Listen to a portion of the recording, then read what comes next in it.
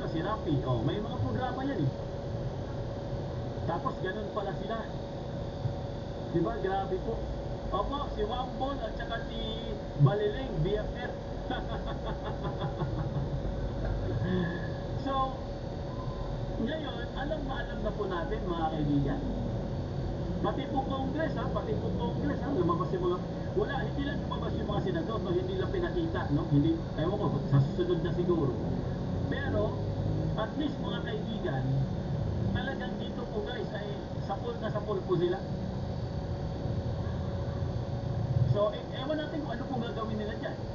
Kasi malamang sa malamang po, maghihiganti ang mga yan eh. Alam naman natin yung mga minority na yan. Di ba? Alam naman natin yung mga ugali ng mga yan. Bicol, di ba? Bicol. Para kanino naman yung dinala ninyo? Parang tumulong siya, para kay si President Marcos.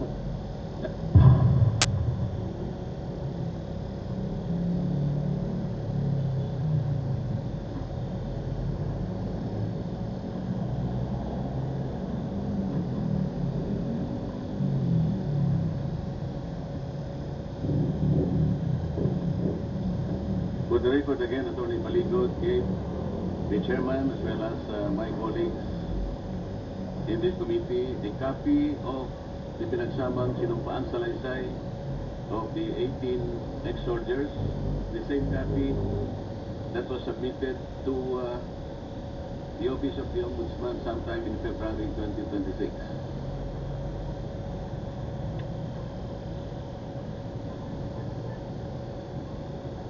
Binasa ko po ito, Atty. Maligod, at ang nagbigay sa akin ng malaking atensyon ay yung napakaraming deliveries ng mga maleta na nakalitrato pa dito sa inyong sinumpang salaysay. Initially, pwede ko bang malaman sa pagitan ng pagtataas ng kamay ng mga nandito mga ex-soldiers, sino-sino po sa inyo ang nakapag-deliver o nag-deliver Hello? mali-malitang Kasama na raw si Nelson.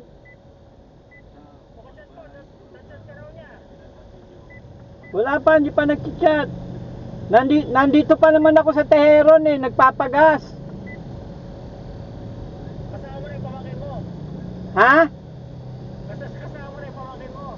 Hindi ko na sinama. Ako na lang. O sige, ikaw na nga lang. Mayroon mo na nga sila. Puta, pwede lang pa ikaw na lang kasi. Si Nelson nga eh, dadaanan ko. Pwede lang motor yun. Alas 3 pa daw. Oo, hintayin ko na. Huwag daw sagot. Tawagan mo muna kung talaga sasama. Baka ano, makantay ka, hindi naman sasama. O, sige, sige. Okay.